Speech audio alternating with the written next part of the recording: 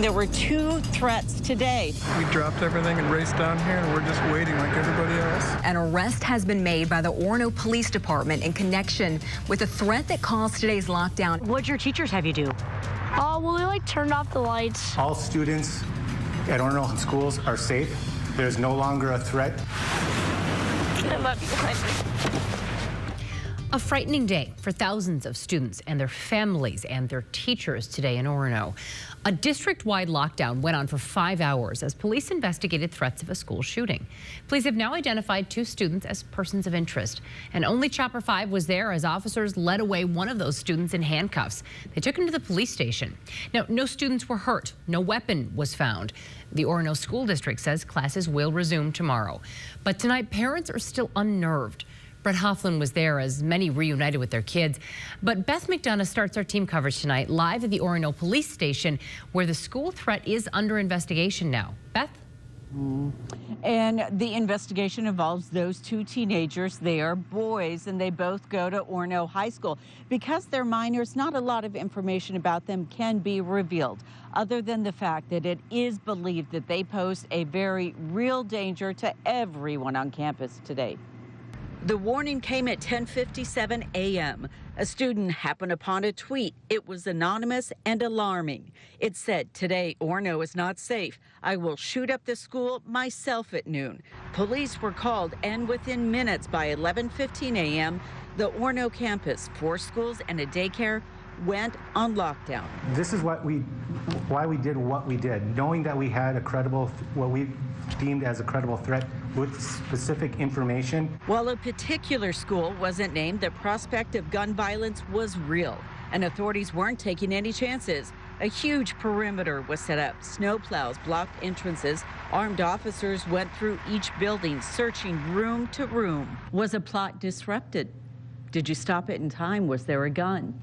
We have not recovered anything. There again, our investigation is still ongoing. Orono police called in the FBI and Hennepin County deputies using their technology to track down and identify the source of the menacing message.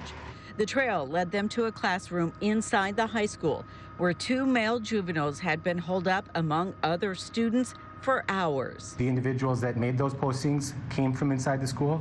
That's why we held everybody in their position in the school until we could make that arrest. Chopper 5 was there as authorities arrested, cuffed, and escorted one of them to a squad car. The second teen is considered a person of interest. District authorities emphasized throughout the day this was a threat. There was not an intruder. We have lockdown drills, and we do practice for this type of event. The superintendent emphasized that there were no injuries today. And now authorities here at the police department are in the process of getting search warrants. They want to go through those 2 boys' homes, looking for evidence and perhaps a possible motive. The one teen who has been arrested, he could possibly face federal charges as well. Again, the police chief said that no weapons of any kind were found at the school. Live in Orono, Beth McDonough, 5 Eyewitness News. And hundreds of parents rushed to Orono schools to try to get their kids. Chopper 5 captured this line of cars as they just waited outside, waiting for answers. There are more than 2,800 kids in the Orono district. All 4 buildings are located within just a couple of blocks of each other on Old Crystal Bay Road. It was a busy scene all afternoon, and Brett Hofflin was there as parents' fears were finally calmed. This is the moment that no parent thought would mean so much to them. I love you, Henry. These elementary students reuniting at the bus stop after the school district went on lockdown for a threat of gun violence. We'll talk about it at home, but I'm just glad you're safe and sound, okay? Hi. But before that were hours of anxiety, uncertainty, and fear as parents waited outside Orono schools for their children. I was driving here, my wife was hysterical and basically didn't know, are they getting shot at? It's not going well. You know, it's very, very unsettling. It's just scary. You don't know what's happening. For one couple, communicating with their child inside the school was the best place for answers. We're asking him, is anything new? No. But realizing the gravity of the situation when texting them was just too much for one mother. Stay safe. And that I love him. And I just want to see him soon. At first, we all went into shock, I say. We all went quiet for a minute. Students leaving school relieved, thinking back to the initial lockdown announcement. We turned off all the lights in the classroom, we got in the corner, and We just stayed like there for about 5 hours. The district did send out several alerts, even advising parents not to come to school until the all clear was given. But many parents didn't care, some even upset about the lack of details. My response to that was specifically, what does everything fine mean? There's no perfect plan or way to deal with this, but I can tell you that it was hard for us because we're getting updates, but they're really vague. Wednesday's walk home from school was much different for these families. And just 1 week removed from the Florida school shooting, this community is holding on to each other just a little bit tighter. Hitting that close to home, that's a big wake-up call. Doesn't make me want to send them back to school at all. Now, school will resume tomorrow with extra security and counselors on hand for anyone who needs them. Live in Orono, Brett Hoffland, 5 Eyewitness News. And you can count on 5 Eyewitness News for continuing coverage as the Orono school threat investigation unfolds. We'll keep you updated on air and online at KSTP.com and with our KSTP News app. That fear in Orono really was amplified by the devastating shooting at a Florida high school. Just 1 week ago, we saw this video from inside the school, students barricading themselves against a school shooter. 17 people died in this attack, 14 children. And today, some of those who got out alive talked with our nation's leaders. So Lindsey Brown is here now with how the survivors, and Lindsey, the parents are pleading for change now. And these are voices we have to hear. Today, the president, vice president, and other leaders were quiet. They let those grieving do the talking. We can't forget about it. All these school shootings. It doesn't make sense. Fix it. It should have been one school shooting, and we should have fixed it. And I'm pissed, because my daughter I'm not going to see again. She's not here. She's not here. She's in North Lauderdale at whatever it is, King David Cemetery. That's where I go to see my kid now. I don't understand. I turned 18 the day after. Woke up to the news that my best friend was gone. And I don't understand why I could still go in a store and buy a weapon of war. Heartbreaking. Just 1 week after the shooting, those mourning are demanding action through their grief, both in Florida and at the national level. The local sheriff's office in Florida says deputies will now carry rifles while on school grounds. And yesterday, the president directed the Department of Justice to look into banning bump stocks. The president also says he's looking at strengthening background checks as well as other ideas. If the coach had a firearm in his locker when he ran at this guy, that coach was very brave. Saved a lot of lives, I suspect. But if he had a firearm, he wouldn't have had a run. He would have shot, and that would have been the end of it. And this would only be, obviously, for people that are very adept at handling a gun. And it would be, it's called concealed carry, where a teacher would have a concealed gun on them. They'd go for special training, and they would be there, and you would no longer have a gun-free zone. Gun-free zone to a maniac, because they're all cowards. A gun-free zone is let's go in and let's attack, because bullets aren't coming back at us. Now, the president there gave his opinion. He asked other folks what they think could help in this situation. Not everyone agreed, but they did agree on the fact that they want to continue this conversation of school safety, deal with the gun control, deal with mental health issues later, get the schools safe. And that is something that is so hard for these parents and these students to talk about now. But it's so important for the rest of the country, here in Minnesota as well. Yeah, people are energized and people are definitely talking right now. Lindsey, thanks a lot. High school students right here in Minneapolis are raising their voices. Look at this. Chopper 5 flew over the city as students walked out of classrooms. They walked to Minneapolis City Hall. The entire way, they called for an end to gun violence in schools. No! We should not be afraid to sit in school and learn! This is something that we've been dealing with for a while. There have been so many school shootings, and we've kind of gotten to the point where it's like, how many more children and teenagers need to die before something happens? Mayor Jacob Fry and city council members listened to their concerns. City leaders say they support legislation banning the sale of assault weapons and gun modifiers.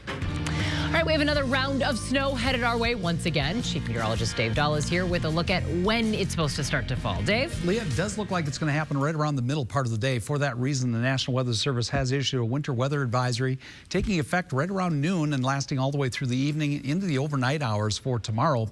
And right now it does appear as though it's going to be bad timing again right around that evening rush hour when the snow actually increases. It's a long ways away. It's sitting over eastern Nebraska, western parts of Iowa, but as you can see, it's gathering strength and it's moving right in our direction towards southern Minnesota. So tomorrow morning at 8 a.m., 14 degrees, we're going to have some breaks in the clouds, but then the clouds roll in, some snow develops in the early afternoon, continues and increases a bit by evening, and of course that's right around that evening rush hour. But there's round 2. I'm going to show you that with our forecast. Dave, thanks. And folks, if you don't already have it, you may want to get the KSTP weather app before the snow starts falling again. You'll get live radar, a personal forecast, and it's free to download. Now, to a developing situation we're tracking in Bloomington. A man hit by a vehicle. This is a live look. Investigators are still at work right now. This is at Bloomington Ferry Road and Lando Drive.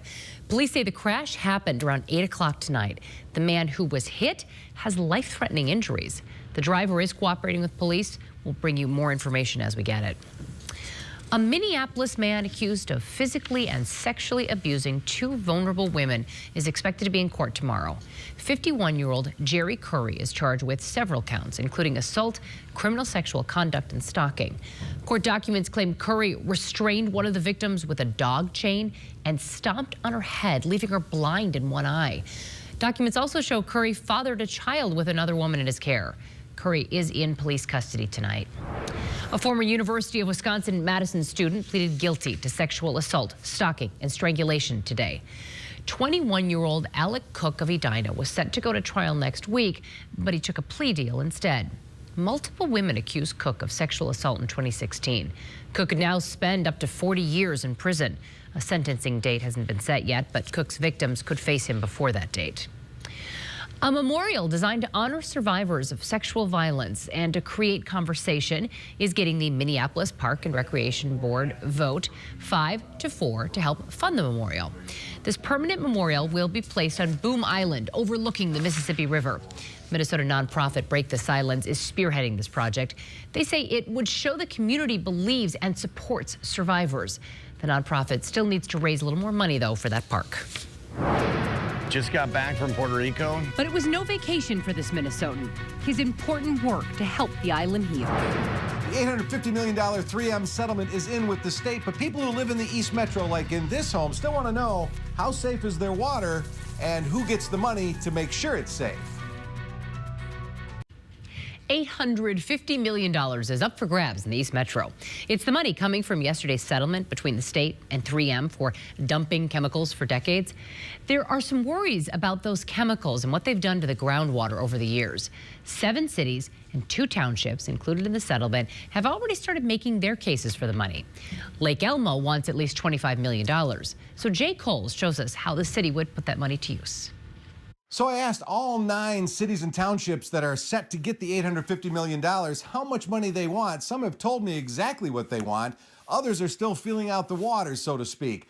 Others in the East Metro and homes like this are still wondering just how safe their water is and who's going to fix it and when. 3M dumped its chemicals to make its Scotchgard product in landfills, and those chemicals seeped into the groundwater and now flow right through the heart of Lake Elmo. I just brought it up because I thought, now we settled, now what happens? 78-year-old Virginia Pleben is asking what a lot of other Lake Elmo residents are asking. When is the money coming, and will their water be safe moving forward? I think there is a concern for everybody. It's not just me, it's the whole community. Where is this, what is happening to all this runoff? The latest state map shows the chemicals have spread from Oakdale through Cottage Grove and Woodbury down to Newport. The DNR and the Minnesota Pollution Control Agency held a conference call Wednesday with all 9 communities named in the settlement discussing solutions. Solutions that they hope to achieve, to provide clean and sustainable drinking water. Christina Hant tells me it would be ideal to hook up all of Lake Elmo's private wells to the city's water system, paid with settlement money. The city would want to be able to provide folks with clean, safe drinking water. It's just a matter of the cost. The Lake Elmo City Administrator says the goal is to know those costs and ask the state for the money in a couple of months. And And one thing that is still running here in Lake Elmo is the city's $25 million lawsuit against 3M, which happened prior to the settlement. That case is still open and ongoing. Reporting in Lake Elmo, Jay Coles, 5 Eyewitness News. And while 3M will pay $850 million, the state was actually suing for $5 billion. The settlement brings an end now to the largest environmental lawsuit in state history. And it all started 7 years ago. State claimed that the chemicals led to higher cancer rates in the East Metro. With the settlement now, 3M is not admitting to any wrongdoing, saying it did nothing illegal. Let's go to Dave Dahl now. And Dave, as we watch the snow move in, you're thinking probably around tomorrow afternoon we'll really start to notice it? That should be the timing, Leah. So the morning commute, not a problem. The afternoon commute probably will be. There's the snow. It's still quite a ways away from us. Eastern Nebraska, parts of western Iowa, and from there it stretches all the way down into Oklahoma. In the warmer air, showers and thunderstorms breaking out through the Ohio Valley and the parts of the Mississippi Valley. But for us, that snow is headed right towards southern Minnesota. It may at times be mixed with some freezing rain and sleet, especially tomorrow evening. 15 for our current temp. It's dropped to 0, though, at St. Cloud. Temperatures have definitely dropped off up north. 3 below at Bemidji, 5 degrees below 0 in Hibbing, and still just barely above 0 as you head westward into the eastern Dakotas. Currently, officially, it's 15. We have a mostly cloudy sky out there. South wind at 5 miles per hour. The wind chill currently at 8 above. It's not much of a wind chill overnight. The winds are going to remain fairly light. It's going to be a normal morning commute, I think, tomorrow, which is a nice thing. We're going to start off with maybe even a hint of sunshine, but the clouds roll in fairly quickly. 7 above early, 15 at 9, up to 23 at the lunch hour. The high temperature should reach 30. The average is 31, so we're right around that. But there's where that snow begins. Sometime in the early afternoon, gets a little heavier by tomorrow evening, and that's when it could be a real problem for that evening commute. It is going to be a snowy afternoon for a large part of the state. I'm going to show you why here.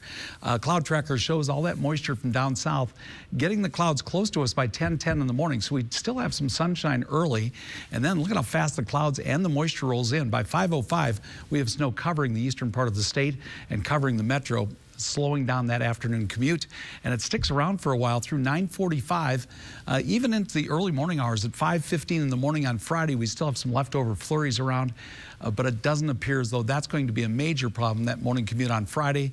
I think the major problem will be overnight, tomorrow night. That's when the snow is going to have the greatest impact. Snow totals are going to be pretty impressive across much of the eastern part of the state. 3 to 4 inches across the metro, and even more than that if you go up to the north and west of the Twin Cities, somewhere from the Brainerd Lakes area and St. Cloud all the way up to the Duluth area, 4.5 to 5 inches of snow possible in that part of the state.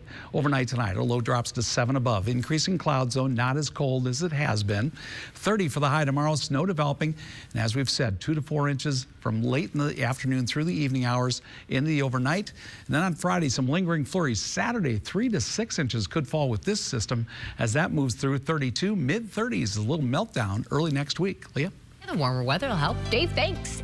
In our Minnesota moment tonight, XL Energy crews are back home after 24 days in Puerto Rico. And Lee Norby is part of a team that worked to turn the lights back on after the island went dark during Hurricane Maria. The terrain is nothing like Minnesota, but he says XL crews skillfully navigated mountains and ravines to bring energy to schools, water pumps, and homes.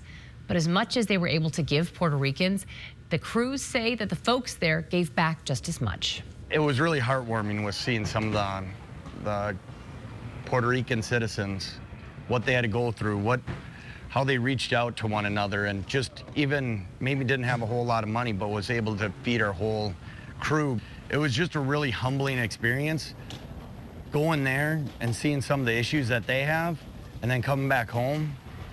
We don't have a lot of issues here. We're very fortunate. Norby says he was happy to help, although he says he is excited to be back home with his family here now in Minnesota. Joe?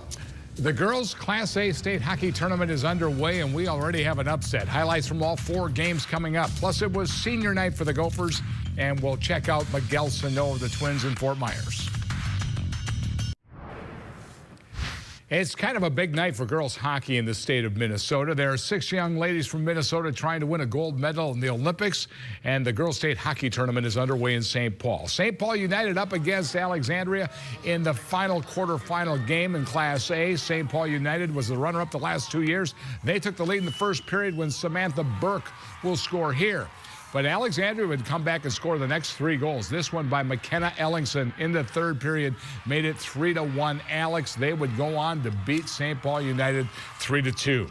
Warroad could be the team to beat. They're the #1 seed, and they took on New Ulm. Hannah Corneliuson scored a couple of goals for Warroad. It's a big night, as we mentioned. Gigi Marvin of Warroad is playing in the gold medal game in the Olympics. Warroad over New Ulm 5-0. The day started with a big upset. #3 Red Wing can score a lot of goals. They were up against Proctor Hermantown. Megan Medell gave Proctor Hermantown a 2-0 lead in the second period. They would go on to beat Red Wing 3-1 in a shocker.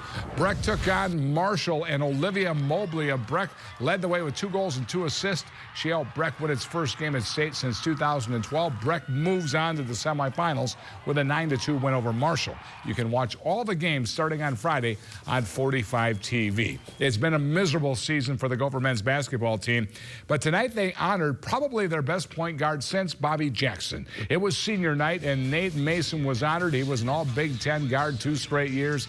He's had a nice career. The Gophers hosted Iowa, and they got off to an amazing start. Mason with the steal. He sets up Jordan Murphy for the slam. Mason playing with some fire in his belly. He pulls up, and his fall, the 3-point play, gave them a 22-2 lead. Mason scored 32 points. The guy who will take his place next year, Isaiah Washington, with a nice drive here, and the Gophers end their 9-game losing streak. They beat Iowa 86-82. With the Twins in full swing at spring training, one of the players to watch this year is Miguel Sano. He had surgery on his shin in the offseason, and Paul Molitor said he is going to ease up on Sano into the lineup. As general manager Thad Levine says, he has a generous carriage. And until he loses a few pounds off of that carriage, the Twins want to make sure he stays healthy. He only played 114 games last year, but still hit 28 home runs. He is far from a finished product. He strikes out too much, and he needs to keep that weight under control. But if he ever gets it, Sano could be one of the top 5 hitters in baseball. The nightcap is next. For the nightcap, never fall asleep at an amusement park. This kid is a little too old to be in a stroller. He's about to find out how mean his parents are. Yep, they put him in sleep right in the splash zone on the water ride.